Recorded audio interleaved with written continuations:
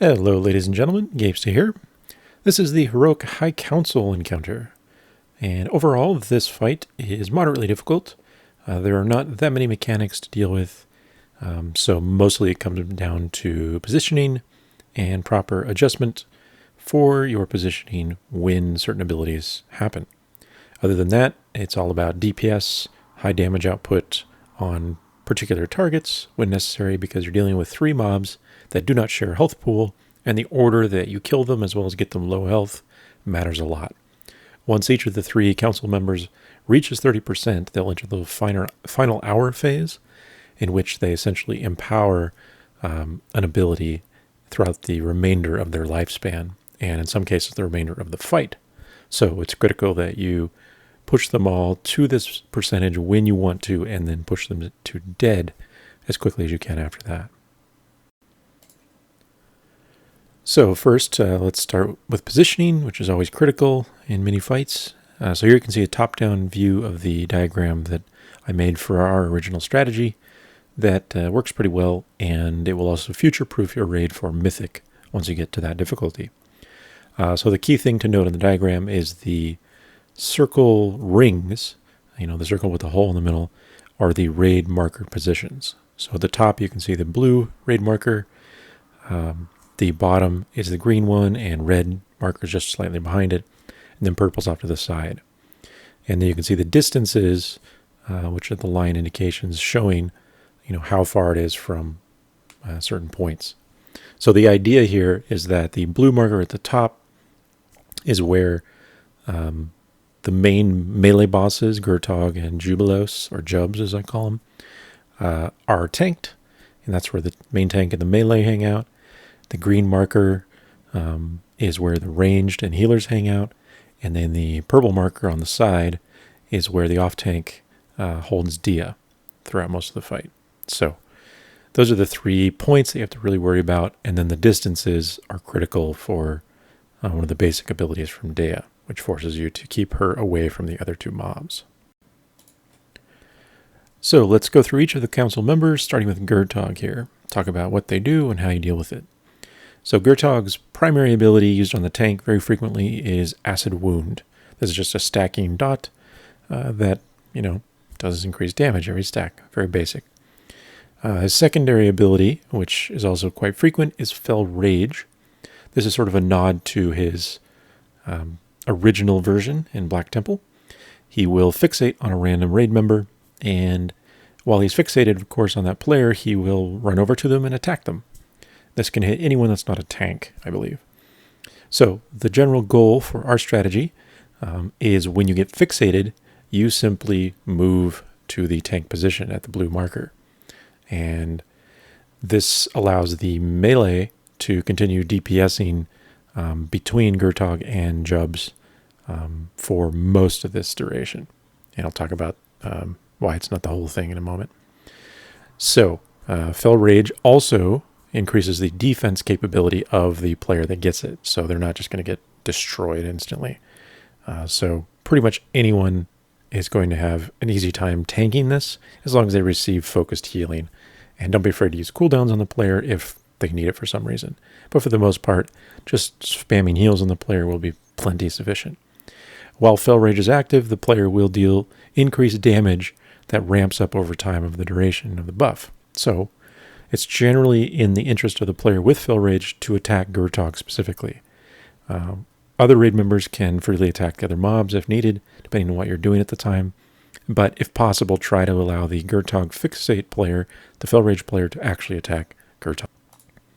The final basic ability for Gurtogg is Bloodboil. And again, this is a nod to his original version. He will target the 5 furthest players from his position and cast Bloodboil on them. And this just does a moderate amount of physical damage to them. So this is not enough damage to actually strategize around it at all in this difficulty, even on Heroic. It's just a little bit of damage that will hit every once in a while, and you just heal up. Because the majority of the raid that will be taking this damage is going to automatically be in the heal group, in the range stack group, healing this is quite easy. And again, I talked about the positioning. In Mythic, it actually changes the mechanics slightly, but these positions should allow you to deal with that just the same. But for the most part, you're not going to have to worry about Bloodboil. It just happens. You just heal through it. It's pretty minor. Now for Blademaster Jubei'thos, or Jubs, he has some really basic abilities and generally is just simple to deal with. Just like Gurtogg, he will be tanked in your sort of primary melee tank position on one tank. And he can just be cleaved as normal. His main ability is Fellstorm, which he's using right there, in fact. And this basically just causes him to spin around, and he does damage to the entire raid. You don't have to worry about trying to avoid this. Just like Bloodboil from Gurtogg, it's unavoidable damage, so just heal through it. It's not very much. He will also frequently use Fel Blade. He will target a random direction. This is not a player, which is critical. And he will throw his blade in that direction, indicated by a green arrow showing you where it's going. So, for the most part, you won't really have to worry about dodging this unless you're melee. And obviously, just step aside from the green arrow if it's coming toward you. So finally, the most mechanically complex of the council members is Dia, Darkwhisper. She has Avoid Haze ability that's active at all times, and this will essentially cause her to absorb all damage to the other bosses that are within 25 yards of her, if they are, essentially making them immune. So, for this reason, this is why positioning, as mentioned at the start, is set up as it is, so that you are tanking Dia off to one side, because you want to keep her 25 yards away from the other two bosses at all times, so that you're never getting any of that damage absorbed. You're not losing anything. While she is sort of a tanked mob, she is a caster, so she generally just casts a bolt ability on her tank. This can be interrupted, so that's pretty much that tank's job the whole time, is dealing with that. You can obviously have other people help interrupt if you really need to mitigate the damage on that tank for some reason. Assigning, to other melee, for example, would perfectly handle that and really mitigate the damage on it. But for the most part, it shouldn't be necessary. She will also somewhat frequently use Nightmare Visage on the current tank.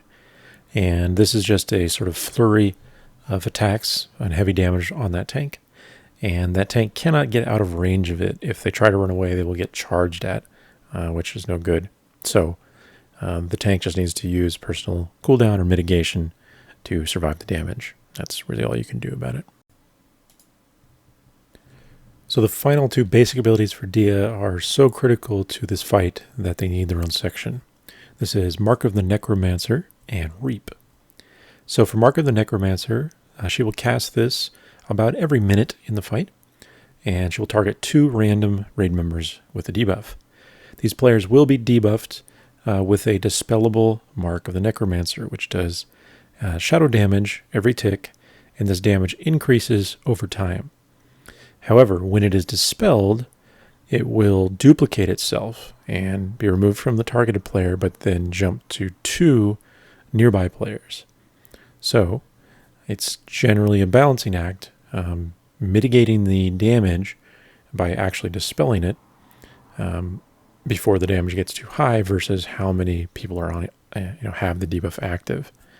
And the balancing act is dictated somewhat by the Reap ability that works in conjunction. Now Reap, just like Mark of the Necromancer, is cast about every minute, a little bit over that. And when this cast completes, it will cause every player that has Mark of the Necromancer active to have the debuff removed, but they will also spawn a Reap pool, tiny little purple puddle at their location. This puddle does pretty heavy damage every second that someone is standing in it. So the basic idea here is players need to watch closely for when Reap is being cast by Dia, and if those players are afflicted with Mark of the Necromancer, they need to quickly move out of the raid, generally toward the walls if possible, to keep these puddles on the edges and not really hinder anyone. And you'll see, here and later on the fight, we do make some mistakes with this, but that's the basic idea. If you're watching closely to those debuffs in the timer, or the cast at least, you should be able to keep all the pools outside of the raid throughout the entire fight. The pools themselves do last forever, so that's why it's critical to try to position them properly so that you're not sort of screwing yourself up later on in the fight. So how your raid decides to deal with Mark of the Necromancer stacks should really be dictated based on the timing of Reap. How long until the next upcoming Reap, or how long it's been since the previous one.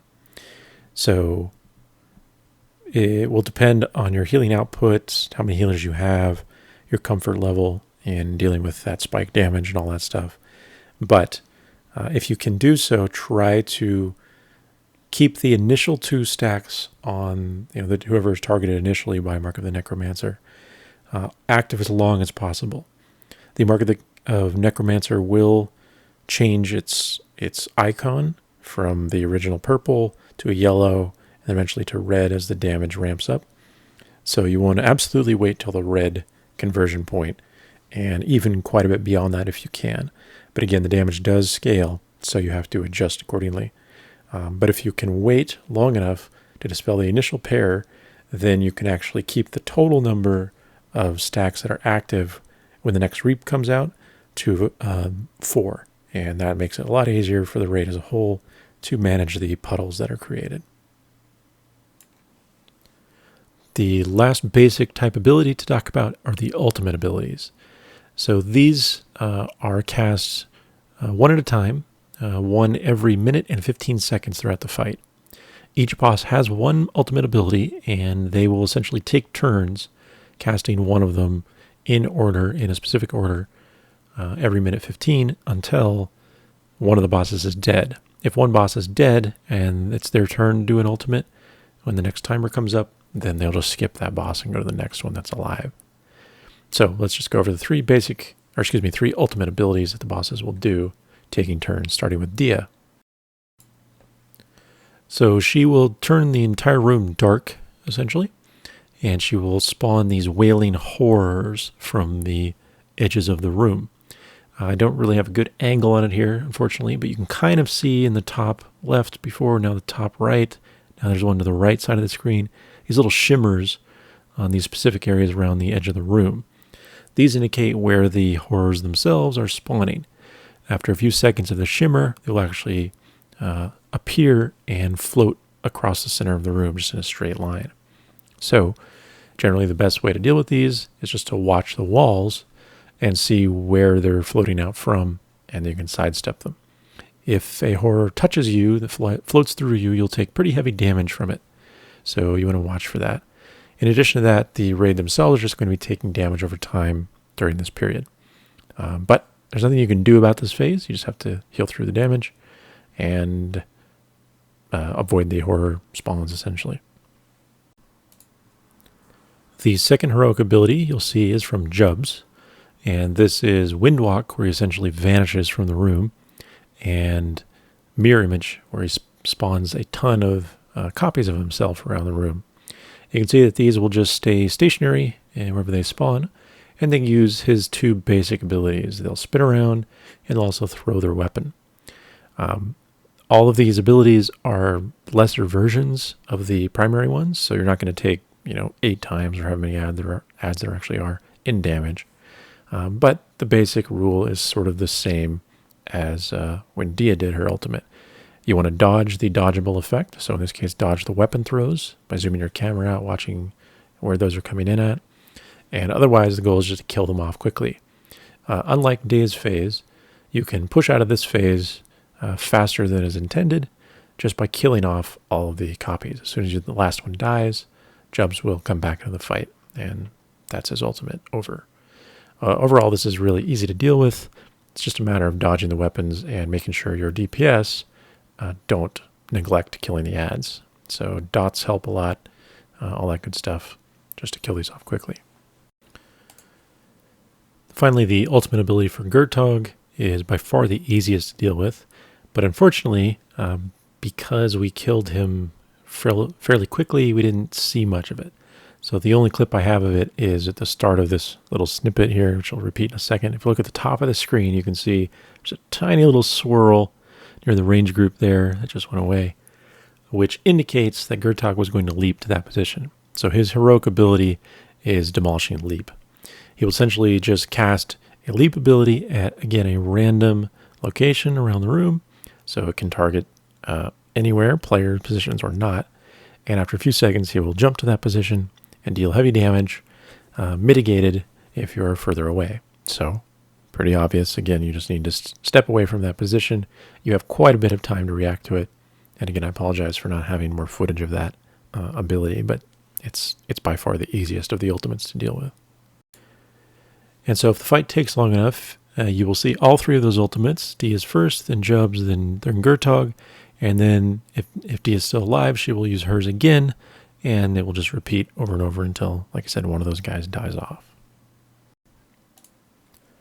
So finally, when the bosses reach 30% health, they will go into their final hour phases.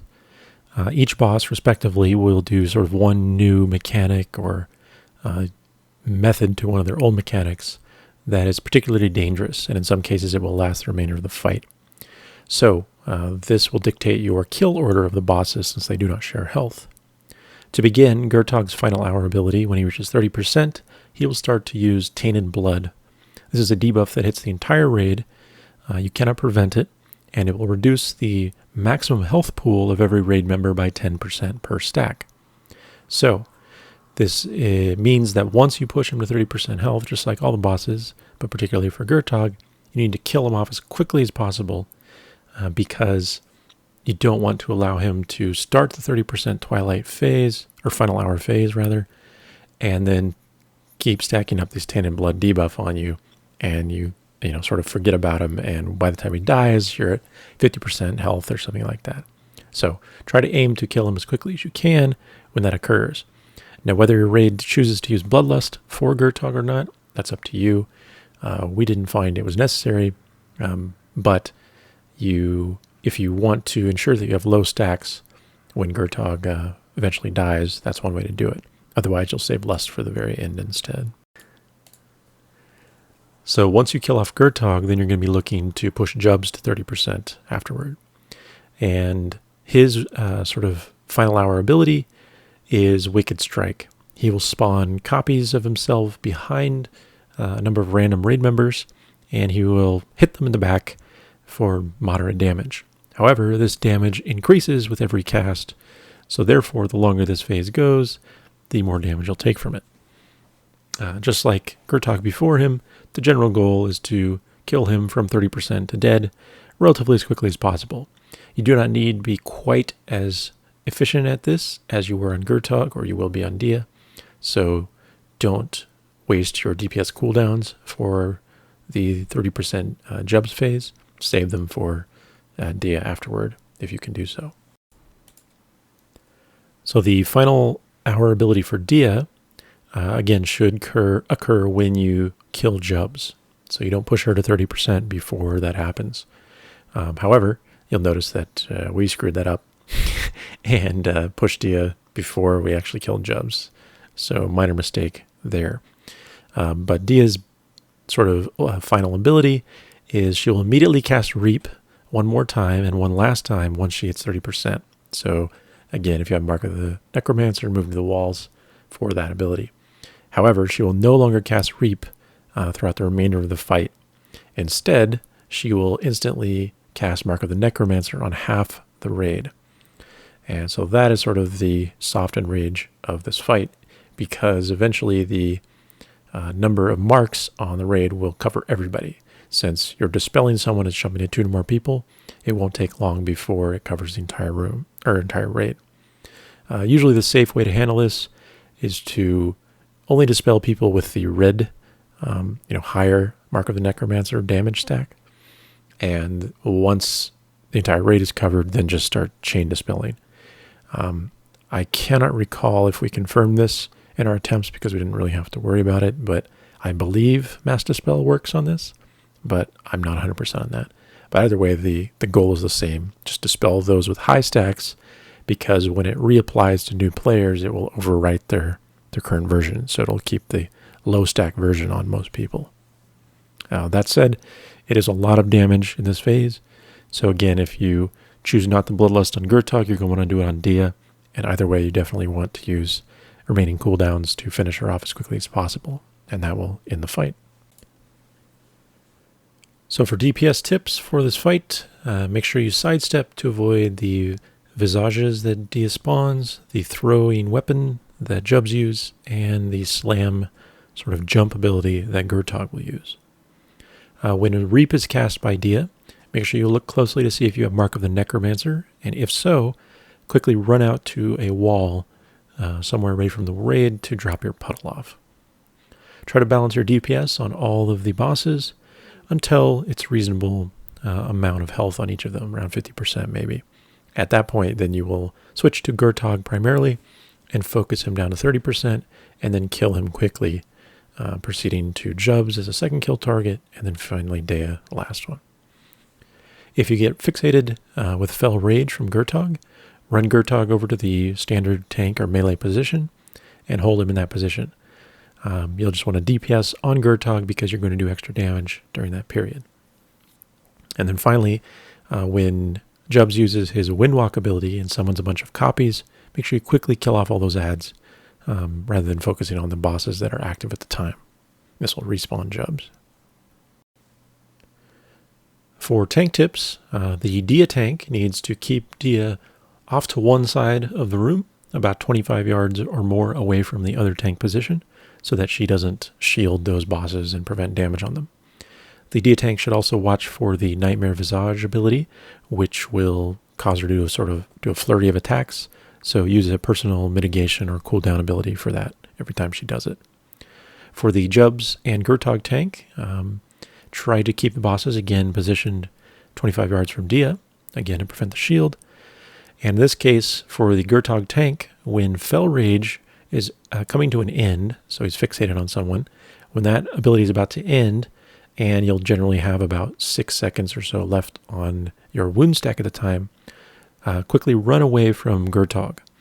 And this will provide you enough distance to drop the wound stack before Gurtogg can get back in a melee position with you and reapply the ability. For healing tips, this fight really just comes down to management of Mark of the Necromancer. However, you'll want to make sure you use cooldowns for Dia's Wailing Horror and /Darkness ability, her ultimate ability. That's generally when the raid will take the most spike damage. You also may consider using them for Jub's ultimate ability when he windwalks and summons copies, but that's mostly a matter of people using their own brains to dodge the weapon throws. Other than that, as mentioned, most of the healing job on this fight comes down to managing Mark of the Necromancer. So you want to try to do this intelligently. Don't just randomly dispel haphazardly. Try to have a system in place.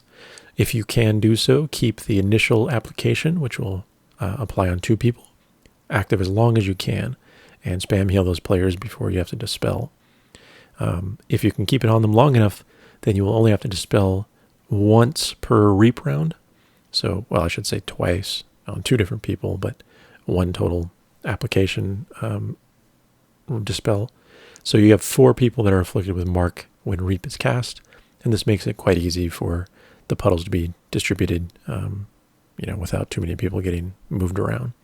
So if you can do that, hang on to that first application as long as possible, and then dispel it when necessary, and then keep those final applications, which will be on 4 people, until Reap is applied.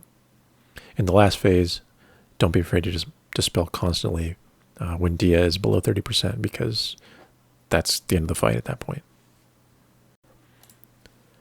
So there you have it. That is the Heroic High Council fight. It is overall mechanically not that complicated. Like I said, it just comes down to management of positioning and a few basic mechanics, avoiding what you can, and you should be good to go. As always, good luck. Thanks for watching, and I will see you next time. Also, if you can afford to subscribe, it would be awesome. And I will allow me to afford to show you the inside of a boss's stomach, which is horribly disgusting, but I think we all will be the better people for having seen it together.